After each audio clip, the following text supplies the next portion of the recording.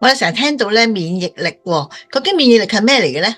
同埋我哋可唔可以自己去身體去製造，或者係點樣去提升嘅自己嘅免疫力嘅咧？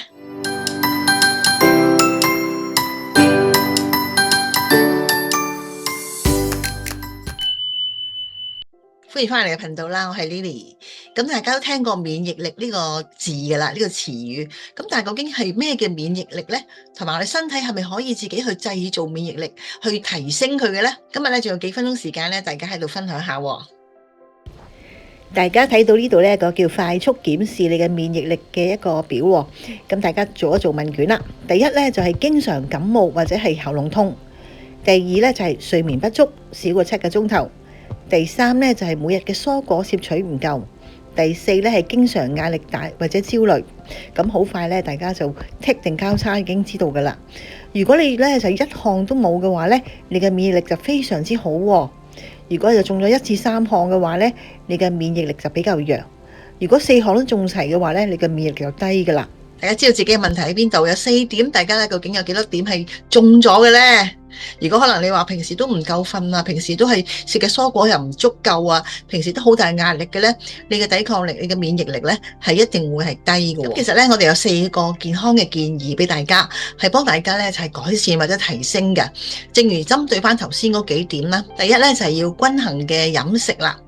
咁當然均衡嘅飲食裏邊呢，大家睇到啦，我哋要3份蔬菜、2份水果，我哋嘅維他命 C 啦、鋅啦、抗氧化物啦，呢啲要足夠喎。並且咧就要補充優質嘅蛋白質。呢個喺均衡飲食裏邊咧，我哋經常都會有呢一個嘅食盤啊。可能你個碳水化合物嘅量啊、蛋白質嘅量啊、纖維蔬果嘅量啊，呢個咧你大家有個比例咧係要去處理啦，同埋要知道咧邊樣嘢係最優質嘅。而家我哋咧要提倡咧係食多啲優質嘅蛋白質，所以你無論係魚啊、蛋白質啊、豆類方面咧都要足夠喎。而第二咧，我哋有規律嘅睡眠啦。每晚你固定嘅時間咧，你要作息嘅睡眠咧就最少有7至8個鐘頭。而瞓覺前咧係避免使用呢個電子產品，熄咗你嘅手機啊，熄咗你嘅電視啊、電腦啊，呢啲係俾自己一個好優質嘅睡眠狀態。第三咧，我哋要恆常去運動喎。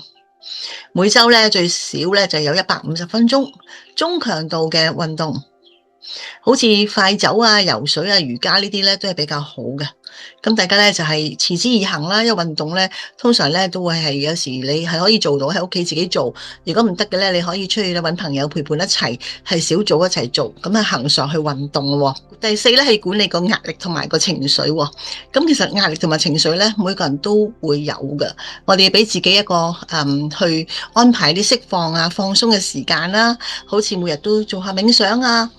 深呼吸練習啊，聽下音樂啊，呢啲咧都會比較好喎。咁同埋咧係保持一個嘅社交啦，同你嘅朋友啊、家人咧有個溝通啦，良好嘅社交呢啲都幫到你大家咧係釋放一啲嘅壓力同埋情緒嘅。如果喺康寶麗產品裏邊咧，我會提議大家咧可以選用咧以下嗰個免疫鐵三角喎。咁呢個咧都係我哋嘅好多嘅專業人士啦，或者我哋嘅一啲嘅科研嘅專家咧去提議俾我哋嘅。咁呢個咧叫免疫鐵三角，大家見到個圖表啦，就我哋有個五味子精華啦。呢個五味子精華咧就係啲五味子嘅提取物嚟嘅，係幫我哋咧係提升翻我哋嘅免疫力。第二個咧係我哋嘅預之寶啦，佢有一個叫後生元啦 Epicon 呢一個科技啊，咁咧就係會產生幫我哋嘅腸道咧產生一個咧抵抗力嘅。第三一個叫新維斯。新維斯有呢個紫錐花呢一樣嘢喺度啦，紫錐花呢一個嘅成分係幫助我哋都係喺我哋嘅免疫力裏邊嘅提升嘅。咁大家咧就好好咁記住啦。如果大家咧有興趣嘅話咧，都可以留言俾我啦，填翻呢一個嘅1對1健康教練諮詢服務。咁亦都可以將條片咧分享出去啦，幫大家咧就係打好個底，增強免疫力，抵抗一啲病菌嘅。咁希望喺下條片再見到你啦，拜拜。